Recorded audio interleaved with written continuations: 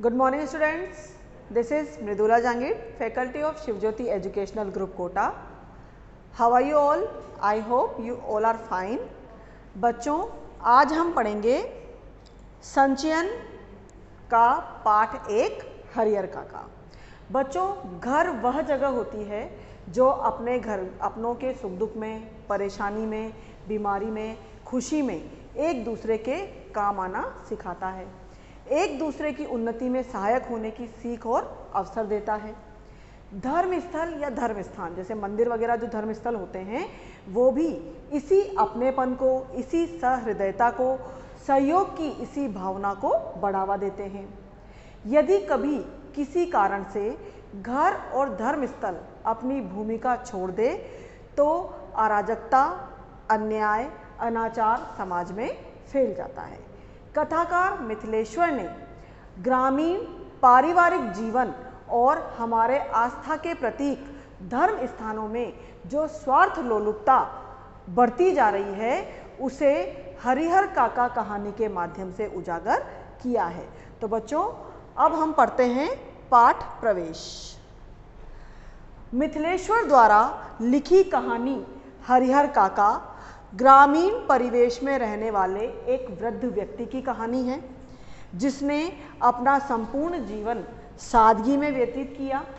जीवन के अंतिम पड़ाव में वह बेबसी और लाचारी का शिकार हो गया। उसके सगे संबंधी सब स्वार्थी होकर अपनी स्वार्थ सिद्धि में लगे रहे। तो बच्चों ये जो कहानी है यह एक वृद्ध व्यक्ति है हरिहर काका, उनके जीवन पर आधारित है। उन्होंने अपने जीवन में जो जो भी कष्ट सहे हैं उनके परिवार वालों द्वारा और गांव में जो ठाकुरबाड़ी है उसके महंत द्वारा जो उनको यातनाएं दी गई, जो कष्ट उन्हें दिए गए, उसी का वर्णन इस कहानी में किया है।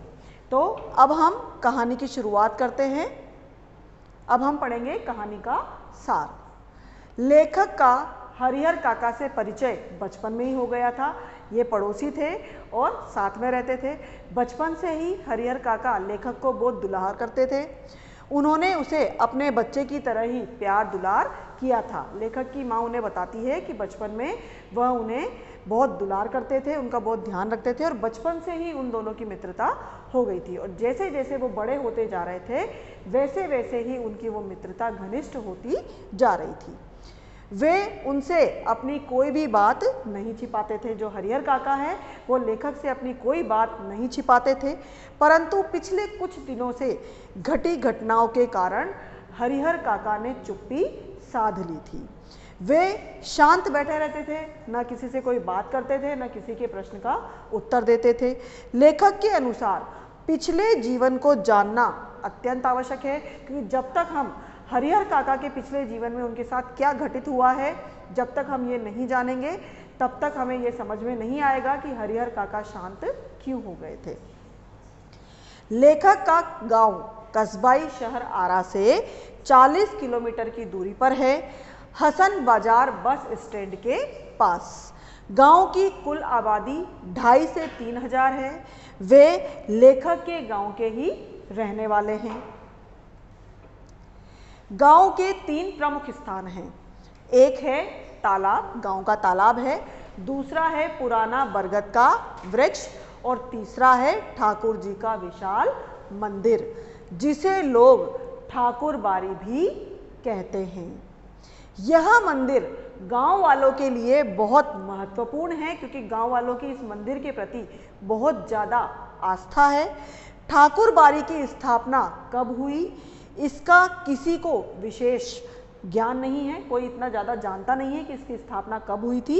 लेकिन एक कथा इस संबंध में प्रचलित है कि जब गांव बसा था तो उस समय एक संत इस स्थान पर झोपड़ी बनाकर रहने लगे थे और उस संत ने इस स्थान को ठाकुर जी की पूजा आरंभ कर दी थी। लोगों ने धर्म और सेवा भावना से प्रेरित होकर चंदा इकट्ठा करके ठाकुर जी का मंदिर बनवा दिया था। उनका मानना है कि यहाँ मांगी गई हर मन्नत जरूर पूरी होती है। और जैसे जैसे मंदिर का विस्तार होता गया, लोगों में उस ठाकुर बाड़ी जो मंदिर था उसके प्रति आस्था बढ़ती गई। कुछ व्यक्तियों ने वहाँ मन्नत मांगी, उनकी मन्नत पूरी हो गई तो उन्होंने उससे संबंधित कोई भी चढ़ावा जैसे रुपए, जेवर, जमीन, जो भी श्रद्धा के अनुसार उन्हें बना, उन्होंने वहाँ पर मंदिर में चढ़ाना शुरू कर दिया। और धीरे धीरे लोगों में मान्यता हो गई कि जो भी वहाँ पर मन्नत मांगता है उसकी मन्नत जरूर पूरी होती है। और इस तरह से उस ठाकुर बाड़ी का विशेष महत्व होने लगा। केवल गांव में ही नहीं बल्कि पूरे इलाके में उस ठाकुर बाड़ी का नाम हो गया। अब वह गांव ठाकुर बाड़ी के नाम से ही जाना जाने लगा। बच्चों, आपके यहाँ पर एक प्रश्न बनता है। आप अपनी पुस्तक में पेज नंबर 2 पर एक प्रश्न लिख सकते हैं कि ठाकुर बाड़ी की स्थापना के विषय में गांव में क्या कहानी प्रचलित है। मैं दोबारा प्रश्न अपना दोहरा रही हूँ। आप अपनी बुक में पेज नंबर 2 ओपन करिए और वहाँ पर ऊपर आप इस प्रश्न को लिख सकते हैं कि ठाकुर बाड़ी की स्थापना के बारे में गांव में क्या कहानी प्रचलित थी। इस प्रश्न को आप नोट डाउन कर ले अपनी बुक में। हरिहर काका के, अब जो लेखक हैं वो हरिहर काका के परिवार के बारे में बता रहे हैं। हरिहर काका के परिवार में उनके 4 भाई हैं, सभी विवाहित हैं, उनके बच्चे भी बड़े हैं। हरिहर काका ने 2 शादियां की थी परंतु उनके कोई संतान नहीं हुई और उनकी दोनों पत्नियां निसंतान ही स्वर्ग सिधार गई। हरिहर काका ने तीसरी शादी अपनी बढ़ती हुई उम्र के कारण और कुछ धार्मिक संस्कारों के कारण नहीं की। वे अपने भाइयों के परिवार के साथ ही रहने लगे। वे अपने भाइयों के परिवार के साथ रहते, उन्होंने अपने भाइयों के परिवार को ही अपना परिवार मान लिया। हरिहर काका के पास कुल 60 बीघे खेत थे। हरिहर काका जो उनके भाई हैं उनके पास कुल 60 बीघा जमीन है, खेत है, जहाँ पर वो खेती करते हैं। प्रत्येक भाई के हिस्से में 15-15 बीघा खेत हैं। परिवार के लोग खेती बाड़ी पर ही निर्भर है। जो चारों भाई हैं वो खेती पर ही निर्भर हैं। भाइयों ने अपनी पत्नियों से ये अच्छी तरह से समझा रखा है अपनी पत्नियों को कि वे हरिहर काका की अच्छी तरह से सेवा करें, उनको किसी भी प्रकार का कष्ट न होने दें।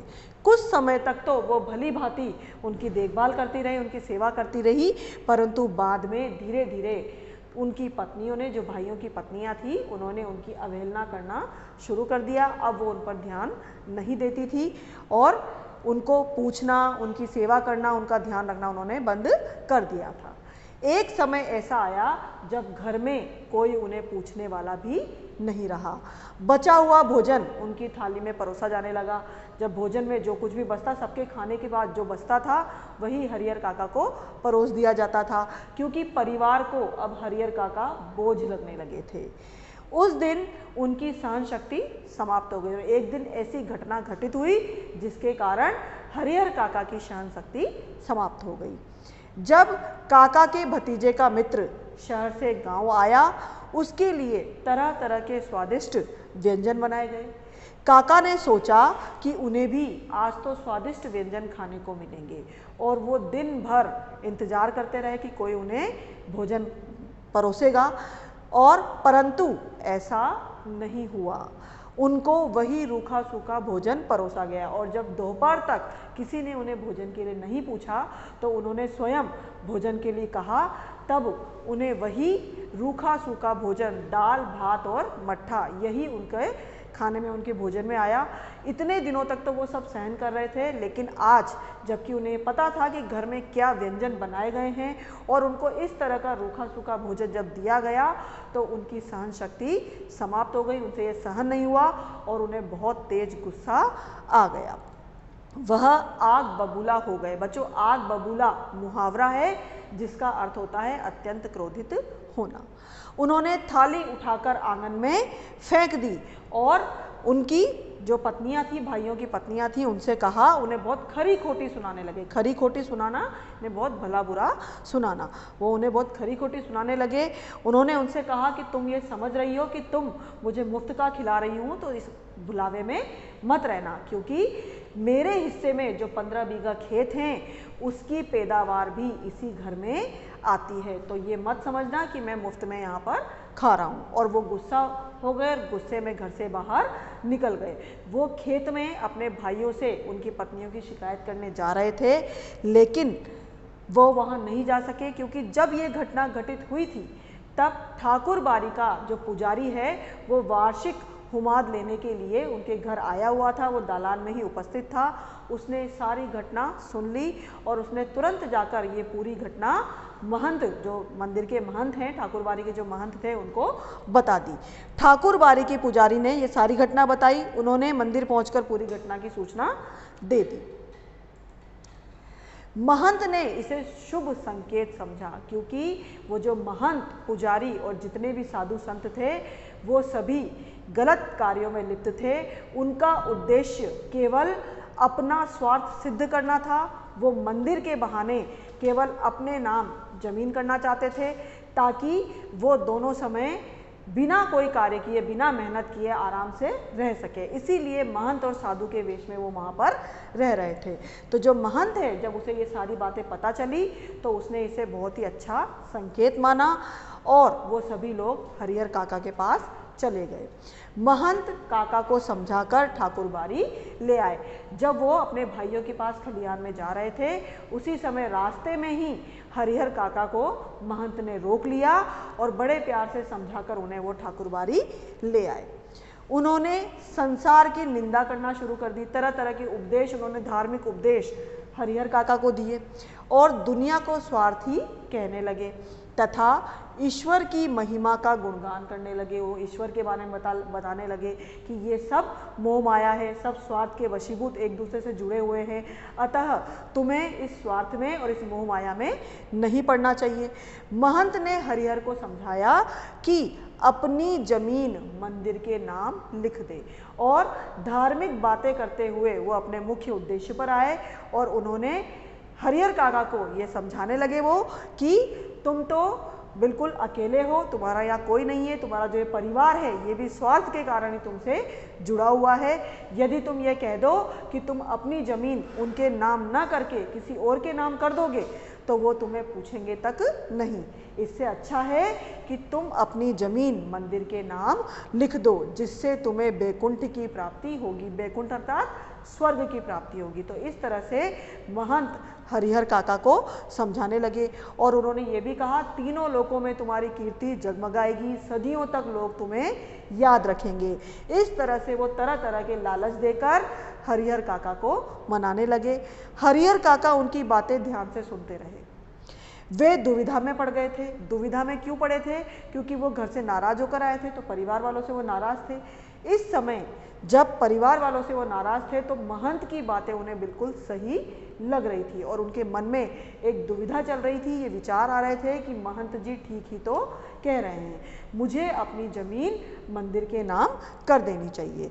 अब उन्हें कोई रास्ता नहीं सूझ रहा था, क्योंकि वो असमंजस में पड़ गए थे कि मुझे क्या करना चाहिए, क्योंकि महंत की बातें भी उन्हें बिल्कुल सही लग रही थी और एक तरफ उनका मन उन्हें अपने परिवार वालों के साथ जोड़ रहा था। वो अपने परिवार वालों को भी नहीं छोड़ना चाहते थे और महंत की बातें उन्हें धार्मिक आधार पर बिल्कुल सही लग रही थी। तो वो बहुत असमंजस की स्थिति में हो गए थे।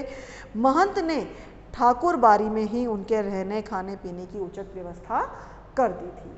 तो यहाँ पर बच्चों, यहाँ पर आपका जो प्रश्न है पेज नंबर 3 पर, पेज नंबर 3 आपकी बुक में जो पेज नंबर 3 है उस पर आप एक प्रश्न लिख सकते हैं।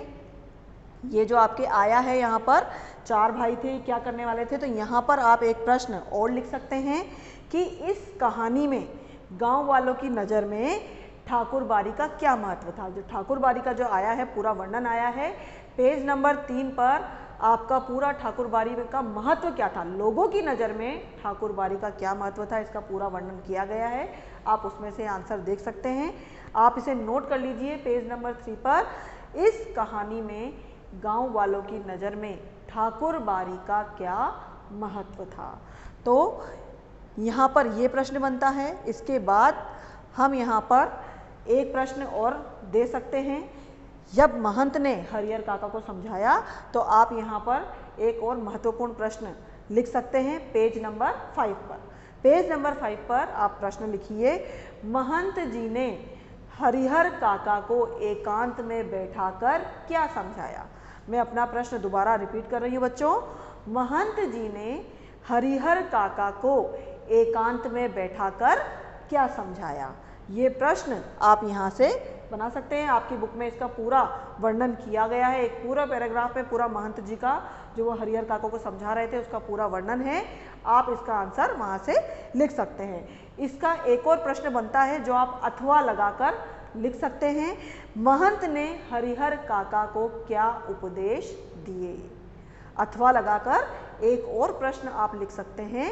महंत जी ने हरिहर काका को क्या उपदेश दिए। ये दोनों प्रश्नों का एक ही उत्तर होगा बच्चों। आप दोनों का एक ही आंसर आपको मिल जाएगा बुक में। आप पेज नंबर 5 पर इस प्रश्न को नोट डाउन कर लीजिएगा और वहीं पर आपको इसका उत्तर मिल जाएगा।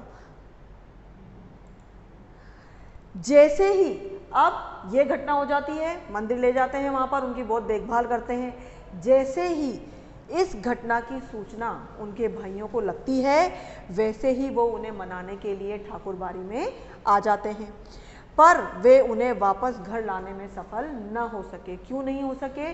क्योंकि मंदिर के जो महंत और पुजारी थे वहाँ पर गांव के और लोग भी उपस्थित थे, तो वो सभी मिलकर वहाँ पर उनके भाइयों से कहते हैं कि अगर एक दिन ठाकुरबाड़ी में रह लेंगे तो क्या हो जाएगा। उनके भाई बहुत प्रयास करते हैं कि वो उन्हें वापस ले जा सके, लेकिन महंत और उनके जो पुजारी और जो बाकी जो साधु संत थे वो इनकी इस योजना को सफल नहीं होने देते, क्योंकि अगर वो ले जाते तो वो उनकी आवभगत करके उनको प्रसन्न नहीं कर पाते, और इसीलिए वह उन्हें ठाकुरबाड़ी से नहीं ले जाने देते, अपने भाइयों के साथ उन्हें नहीं जाने देते। पर अगले ही दिन, उस दिन उन्हें रात को वहाँ रोकते हैं, उनकी बहुत आवभगत करते हैं, उन्हें बहुत स्वादिष्ट भोजन कराया जाता है ठाकुरबाड़ी में, और इतना आराम से उन्हें रखा जाता है कि जो हरिहर काका हैं वो बहुत ही प्रसन्न हो जाते हैं।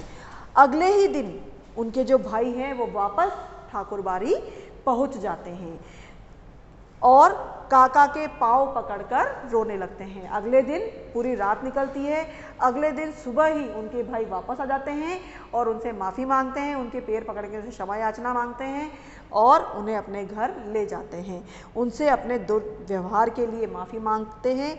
हरिहर काका का दिल पसीज जाता है। दिल पसीजना मतलब उनका हृदय पिघल जाता है। वो अपने भाइयों का जो माफ़ी मांगते हैं तो वो उनका हृदय परिवर्तित हो जाता है, वे घर वापस आ जाते हैं। अब काका की बहुत सेवा होने लगती है। अब जो उनके भाई हैं, उनके परिवार वाले हैं, जितने भी परिवार के सदस्य थे वो उनकी बहुत ज़्यादा आवभगत करने लग जाते हैं। अगर वो कोई भी चीज़ मांगते हैं तो तुरंत हाजिर की जाती है। अब घर का वातावरण पूरी तरह से बदल जाता है। उन्हें जिस किसी वस्तु की इच्छा होती है, आवाज़ लगाने पर तुरंत वह वस्तु मिल जाती है। तरह तरह का स्वादिष्ट भोजन उन्हें कराया जाता है, उनकी पूरी तरह से देखभाल की जाती है। जो हरिहर काका है वो इतनी आवभगत देखकर बहुत प्रसन्न होते हैं और मन ही मन वो महंत को इसके लिए धन्यवाद भी देते हैं, क्योंकि कहीं ना कहीं उन्हें ये लग जाता है कि आज मुझे परिवार में जो इज्जत और सम्मान मिल रहा है कहीं ना कहीं उसमें महंत जी का ही की कृपा है। इसीलिए वो महंत जी को मन ही मन धन्यवाद भी देते हैं। बच्चों, यहाँ से आपका एक प्रश्न बन सकता है। पेज नंबर 7 पर आप एक और प्रश्न नोट कर सकते हैं। ठाकुरबाड़ी में हरिहर काका की सेवा के लिए क्या क्या व्यवस्था की गई। पेज नंबर 7 पे मैं दोबारा प्रश्न रिपीट कर रही हूँ। ठाकुरबाड़ी में हरिहर काका की सेवा के लिए क्या क्या व्यवस्था की गई।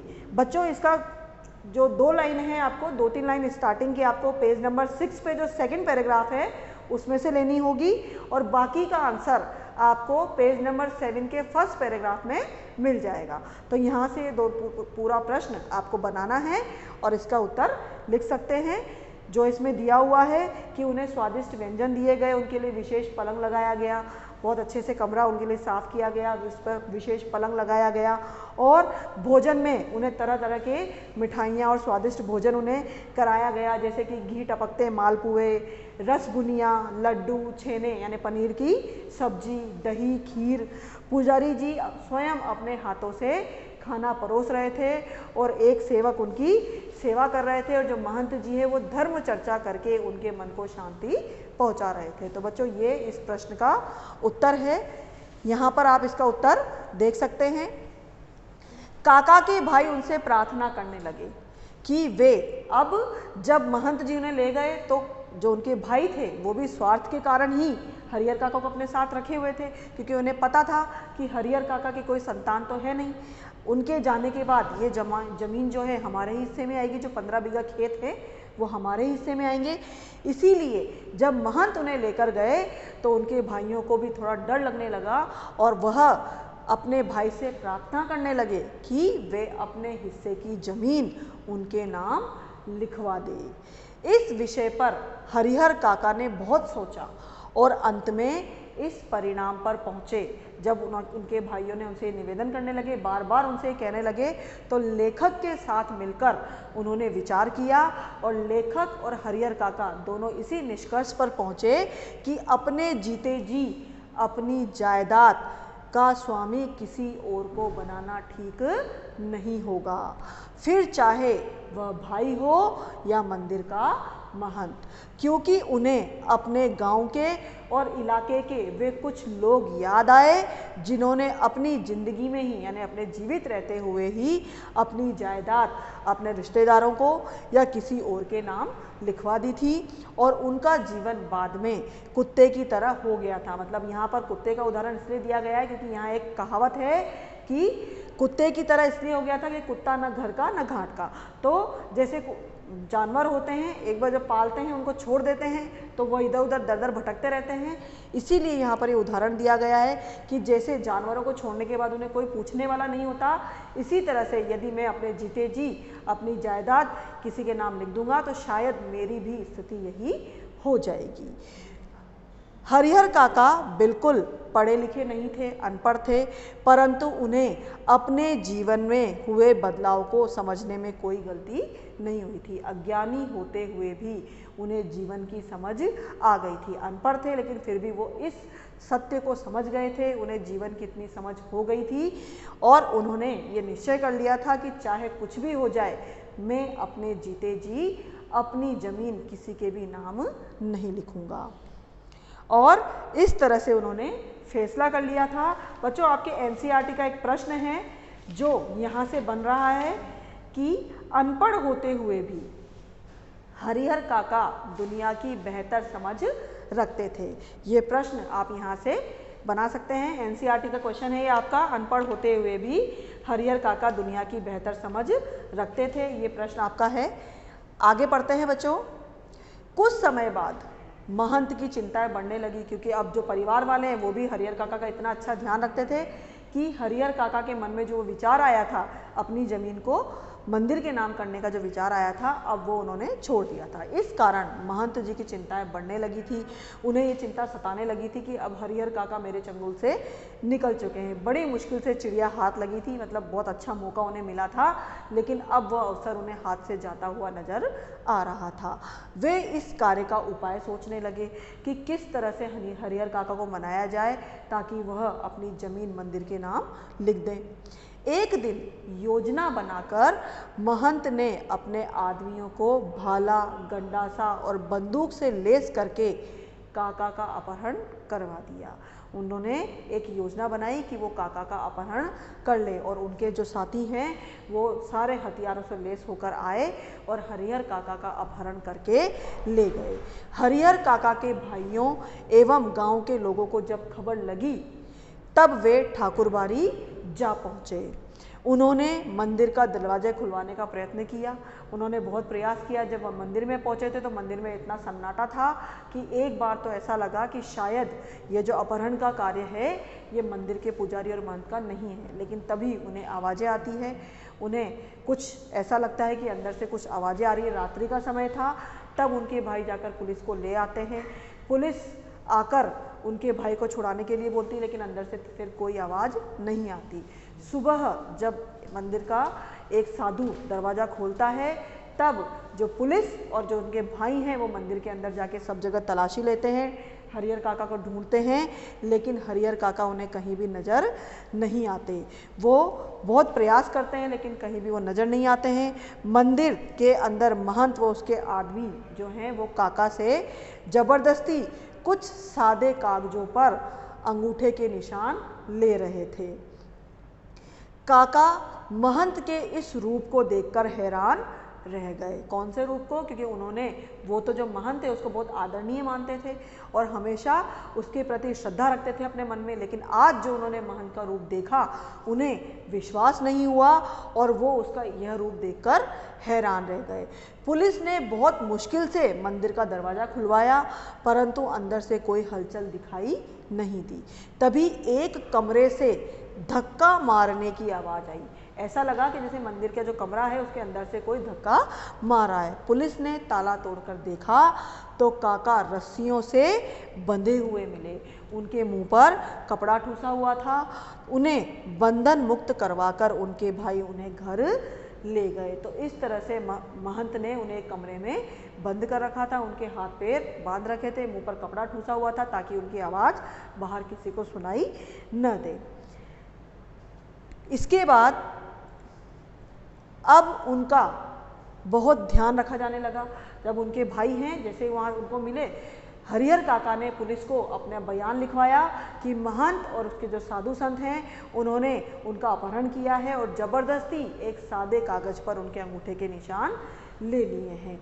पुलिस ने उनका ये बयान दर्ज किया ताकि उन्होंने जो कागजात पे उनके अंगूठे के निशान लिए थे वो खारिज हो सके। इसके बाद जो उनके परिवार वाले थे, उनके जो परिवार, उनके भाई थे, वो उनका बहुत ध्यान रखने लगे। 2-3 लोग रात में उन्हें घेर कर सोते, कुछ लोग दिन में पहरा देते, कुछ लोग रात में पहरा देते। जब भी हरिहर काका गांव के बाहर निकलते तो 2-4 आदमी हथियारों से लैस होकर उनके आसपास चलते थे। इस तरह से हरिहर काका का पूरी तरह से सुरक्षा का इंतजाम किया जाने लगा उनके भाइयों के द्वारा। जब वे गांव में जाते तो लोग जाते, उन पर फिर से दबाव डाला जाने लगा। अब उनके भाई उन पर वापस दबाव डालने लगे कि आप अपनी ज़मीन हमारे नाम या अपने भतीजों के नाम कर दो, नहीं तो महंत या इसके जैसे और कोई भी लोग हैं वो वापस आपको इसी तरह से परेशान करेंगे आपकी ज़मीन के लिए। इससे अच्छा है कि आप ये ज़मीन हमारे नाम कर दो। जब एक दिन वो बहुत समझाया, पहले तो उन्हें वो प्यार से समझाते रहे। जब वो प्यार से नहीं माने, क्योंकि हरिहर काका ये निश्चय कर चुके थे कि चाहे कुछ भी हो जाए लेकिन मैं अपनी जीते जी ये ज़मीन किसी के नाम नहीं करूँगा, और इसीलिए वो नहीं माने। जब वो नहीं माने तो धीरे धीरे उनके भाइयों ने उन पर दबाव डालना और उन पर नाराज़ होने लगे, उन पर दबाव डालने लगे और ज़बरदस्ती करने लगे उनसे कि वह अपनी ज़मीन उनके नाम कर दे। जब एक दिन उनकी सहन शक्ति ने जवाब दे दिया, तब उन्होंने भी वही रूप धारण कर लिया जो उस दिन महंत और उनके साथियों ने किया था। उन्होंने काका को धमकाया और धमकाते हुए कहा कि सीधे तरीके से तुम हमारे नाम ज़मीन कर दो, नहीं तो हम तुम्हें यहीं घर में ही मारकर गाड़ देंगे और गांव वालों को और किसी को भी इस बात का पता भी नहीं चलेगा। हरिहर काका ने जब साफ इनकार कर दिया, अगर पहले वाली स्थिति होती तब तो शायद हरिहर काका डर जाते, लेकिन एक बार वो ऐसे ही मृत्यु का सामना कर चुके थे और एक बार मृत्यु का वरण करने के बाद इंसान मृत्यु का सामना करने को भी तैयार हो जाता है, और इसीलिए इस बार हरिहर काका पूरी तरह से तैयार थे। और जब उनके भाइयों ने भी उनके साथ वैसा ही व्यवहार किया जैसा महंत ने किया था, तो बिल्कुल घबराए नहीं, डरे नहीं, और उन्होंने बिल्कुल निडरता के साथ मना कर दिया, साफ इनकार कर दिया। तो उनके भाइयों ने उन्हें मारना पीटना शुरू कर दिया, उनके हाथ पे रस्सी से बांध दिए, उनके मुंह पर कपड़ा ठूसने लगे, उनका जो आवाज़ थी उसे दबाने लगे। लेकिन उससे पहले ही हरिहर काका अपनी रक्षा के लिए चिल्लाने लगे थे। वो बहुत तेज चिल्लाए और जब वो चिल्लाने लगे तो उनके भाइयों ने उनके मुंह पर कपड़ा ठूस दिया। उनके चिल्लाने की आवाज़, उन्होंने कपड़ा तो ठूसा उनके मुंह पर उससे पहले ही उनके चिल्लाने की आवाज़ उनके घर के बाहर चली गई थी और गांव वालों ने वो आवाज़ सुन ली और धीरे धीरे गांव के लोग उनके दालान में इकट्ठे होने लगे। महंत के पक्ष में जो लोग थे उनमें से किसी एक ने यह खबर महंत तक पहुंचा दी। महंत उसी समय पुलिस को लेकर वहां आ गया। पुलिस ने काका को बंधन मुक्त करवाया और उनका बयान लिया। काका ने पुलिस को बताया कि मेरे भाइयों ने ज़बरदस्ती मेरे इन कागज़ों पर मेरे अंगूठे के निशान लिए हैं। उनकी दशा देखकर मालूम हो रहा था कि उनकी पिटाई भी हुई थी। वही स्थिति जो उस दिन महंत ने की थी वही उनके भाइयों ने की थी। तो बच्चों, हमें इससे ये पता चल रहा है कि यहाँ पर चाहे उनके भाई थे या महंत थे, दोनों ही केवल उनकी ज़मीन के लालच में ही उनके आगे पीछे घूम रहे थे और उनका इतना ध्यान रख रहे थे। अब यहाँ पर बच्चों पेज नंबर 13 पर एक प्रश्न आप लिख सकते हैं। पेज नंबर 13 पर एक महत्वपूर्ण प्रश्न है, वो आप लिख सकते हैं। अपहरण के बाद हरिहर काका को अपने भाइयों व महंत की किस वास्तविकता का ज्ञान हुआ? महंत ने भी अपहरण कर लिया था, उसके बाद भाई भी उनको बार बार समझा रहे थे, दबाव डाल रहे थे। हरिहर काका समझदार हो गए थे, उन्हें ये पता था कि उनके भाई हों चाहे महंत, ये सभी मुझसे प्रेम के कारण मुझसे इस तरह का व्यवहार या मेरा आदर सत्कार नहीं करते हैं, मुझे सम्मान नहीं देते हैं, बल्कि ये जो मेरा आज आदर सत्कार कर रहे हैं, मेरा इतना ध्यान रख रहे हैं, वो सिर्फ और सिर्फ मेरी ज़मीन के लालच में ही रख रहे हैं। ये बात उन्हें समझ में आ गई थी और इसीलिए उन्होंने मन ही मन ये निश्चय कर लिया था कि चाहे कुछ भी हो जाए, मैं अपनी ज़मीन अपने जीते जी किसी के नाम नहीं लिखूंगा। तो बच्चों, आप यहाँ एक प्रश्न नोट कर सकते हैं। पेज नंबर 13, अपहरण के बाद हरिहर काका को अपने भाइयों व महंत की किस वास्तविकता का ज्ञान हो गया था? ये प्रश्न आप नोट कर लें पेज नंबर 13 पर। अब हरिहर काका को जब महंत की तरफ से भी ये स्थिति हो गई, भाइयों ने भी उनके साथ ऐसा व्यवहार किया, तो अब हरिहर काका अपने भाइयों के परिवार से भी अलग रहने लगे थे। अब हरिहर काका ने पुलिस से सुरक्षा की मांग की थी। अब वे घर से अलग रह रहे थे। उन्होंने अपनी सेवा के लिए एक नौकर रख लिया था जो उन्हें दोनों समय खाना बनाकर खिलाता था। 4 पुलिसकर्मी उन्हें सुरक्षा दे रहे थे। 4 पुलिसकर्मी हमेशा उन्हें सुरक्षित रखते थे और ये 4 पुलिसकर्मी किसने लगाए थे? 2 तो लगाए थे उनके भाइयों ने और 2 लगाए थे महंत ने, क्योंकि भाइयों को ये डर था कि महंत उनको बहला न ले और ज़मीन अपने मंदिर के नाम न करवा ले, और महंत को भी ये डर था कि भाई उन्हें बहलाकर ज़मीन अपने नाम न करवा ले। इसलिए दोनों तरफ से, दोनों पक्षों की तरफ से उन्हें सुरक्षा प्रदान की जा रही थी। 2-4 पुलिसकर्मी उन्हें सुरक्षा दे रहे थे और उनके पैसे पर मौज कर रहे थे। दोनों टाइम हरिहर काका तब उदास हो गए थे, न किसी से बोलते थे न बातचीत करते थे। उनका जीवन जीने का जो उत्साह था वो भी बिल्कुल ख़त्म हो चुका था। वो केवल अपनी जीवन के दिन गुजार रहे थे और उनके पैसे पर उनका नौकर और जो पुलिसकर्मी हैं वो मौज कर रहे थे। जो अब तक न खाया था ऐसे ऐसे व्यंजन बना बना कर खा रहे थे। तभी एक नेताजी भी आते हैं। जब वो एक घटना सुनते हैं तो नेताजी आते हैं और उनके समक्ष यानी उनके सामने एक प्रस्ताव रखते हैं कि वे अपनी ज़मीन पर एक उच्च विद्यालय खोल दें। इससे उनके नाम से विद्यालय खुल जाएगा तो हमेशा के लिए उनका नाम हो जाएगा। पर काका ने इनकार कर दिया क्योंकि अब वो किसी की भी बातों में नहीं आना चाहते थे। अब उनका सब पर से विश्वास उठ चुका था, इसलिए उन्होंने साफ इनकार कर दिया। गाँव में अफवाहों का बाजार गर्म हो रहा था।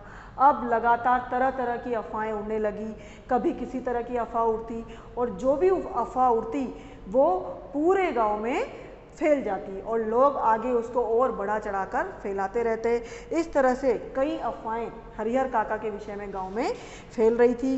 लोग सोचते हैं कि काका की मृत्यु के बाद महंत साधुओं एवं संतों को बुलाकर जमीन पर कब्जा कर लेगा। अब काका गूंगेपन का शिकार हो गए हैं। वे रिक्त आंखों से यानी सूनी आंखों से आकाश की ओर ताकते रहते हैं। तो बच्चों, ये है हमारी कहानी हरिहर काका। आई होप बच्चों आपको ये कहानी समझ में आई होगी। कुछ महत्वपूर्ण प्रश्न हैं बोर्ड के अकॉर्डिंग जो आपके एग्ज़ाम में ज़्यादातर पूछे जाते हैं, आप इन्हें नोट डाउन कर सकते हैं। पहला प्रश्न है बच्चों, हरिहर काका के जीवन के अनुभवों से हमें क्या शिक्षा मिलती है? पहला प्रश्न नोट करिए आप, हरिहर काका के जीवन के अनुभवों से हमें क्या शिक्षा मिलती है? ये आपके बोर्ड में आया हुआ प्रश्न है। इस तरह के प्रश्न आपके एग्जाम में पूछे जाते हैं। अगला प्रश्न है, हरिहर काका के जीवन में आई कठिनाइयों का मूल कारण क्या था? मैं दोबारा रिपीट कर रही हूँ प्रश्न, हरिहर काका के जीवन में आई कठिनाइयों का मूल कारण क्या था? ऐसी सामाजिक समस्या के समाधान के क्या उपाय हो सकते हैं? दोबारा रिपीट कर रही हूँ मैं, हरिहर काका के जीवन में आई कठिनाइयों का मूल कारण क्या था? Question mark. ऐसी सामाजिक समस्याओं के समाधान के क्या उपाय हो सकते हैं? ठीक है, 2 प्रश्न नोट कर लिए बच्चों आपने। अब आप अगला प्रश्न नोट करिए, हरिहर काका कहानी के आधार पर बताइए कि महंत से समाज की क्या अपेक्षा होती है? जो मंदिर के जो साधु संत हैं, जो महंत और पुजारी होते हैं, इनसे हमें क्या अपेक्षाएं होती हैं? महंतों की भूमिका पर टिप्पणी कीजिए। मैं दोबारा रिपीट कर रही हूँ प्रश्न, हरिहर काका कहानी के आधार पर बताइए कि महंत से समाज की क्या अपेक्षा होती है? महंतों की भूमिका पर टिप्पणी कीजिए। तो बच्चों, ये है आपका बोर्ड पर आधारित प्रश्न। एक और प्रश्न आप नोट कर सकते हैं, हरिहर काका पाठ से यह बात भी उभरती है कि आज समाज में बुजुर्गों के प्रति आदर सम्मान कम होता जा रहा है। इस दिशा में आप क्या क्या करना चाहेंगे? मैं दोबारा रिपीट कर रही हूँ प्रश्न, हरिहर काका पाठ से यह बात भी उभरती है कि आज समाज में बुजुर्गों के प्रति आदर सम्मान कम होता जा रहा है।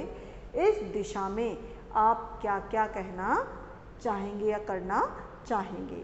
बच्चों, आपके एनसीईआरटी में ही प्रश्न है, प्रश्न नंबर 7, ये भी महत्वपूर्ण प्रश्न है।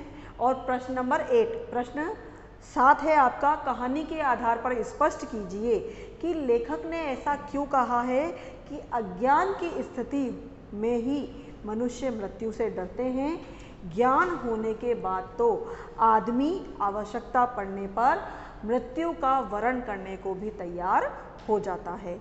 और एक महत्वपूर्ण प्रश्न है, समाज में रिश्तों की क्या अहमियत होती है? इस विषय पर अपने विचार प्रकट कीजिए। तो बच्चों, ये जो कहानी है, इस कहानी में हमें आज के समय में, वर्तमान समय में बुजुर्गों की दयनीय स्थिति का पता चलता है और धर्म की आड़ लेकर जो पुजारी लोग हैं, जो साधु संत हैं, वो किस तरह से अपना स्वार्थ सिद्ध कर रहे हैं, इसी स्वार्थ लिप्सा को यहाँ पर उजागर किया गया है। तो ये मुख्य संदेश है इस कहानी का और मूल उद्देश्य है कहानी लिखने का, जिस विषय पर ये कहानी लिखी गई है। तो यहाँ पर बुजुर्गों की दयनीय स्थिति पर व्यंग्य किया गया है और धर्म की आड़ में फूलने वाले स्वार्थ के वातावरण पर भी व्यंग्य किया गया है। आई होप बच्चों, आपको ये कहानी समझ में आई होगी। आप सभी इसे अपनी बुक से पूरा पढ़ें और इसके पैराग्राफ अंडरलाइन कर लें, अच्छे से इसके प्रश्न उत्तर कर लें। घर में रहिए, सुरक्षित रहिए। धन्यवाद।